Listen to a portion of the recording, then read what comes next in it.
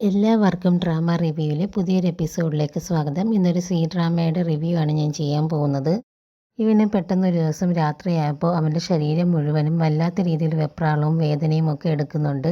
അവൻ നല്ല രീതിയിൽ ആ പെയിനൊക്കെ കൺട്രോൾ ചെയ്യാൻ ശ്രമിക്കുന്നുണ്ടെങ്കിലും അവനൊട്ടും പറ്റുന്നുണ്ടായിരുന്നില്ല. അവൻ്റെ കൈയൊക്കെ വിറയ്ക്കാൻ തുടങ്ങിയിട്ടുണ്ടായിരുന്നു.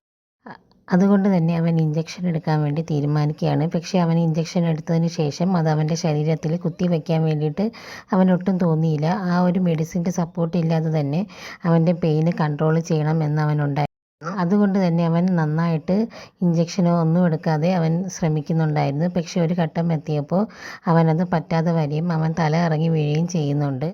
വളരെ ഇൻറ്റൻസ് ആയിട്ടുള്ളൊരു പെയിനാണ് അവൻ സഹിച്ചത്. അതുകൊണ്ട് തന്നെയാണ് അവൻ തല ഇറങ്ങി വീണതും.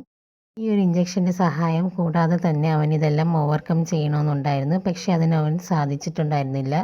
അടുത്തൊരു വീഡിയോ റിവ്യൂ ആയിട്ട് ഞാൻ വീണ്ടും വരുന്നതായിരിക്കും. അതുവരെയ്ക്കും എല്ലാവർക്കും താങ്ക് യു.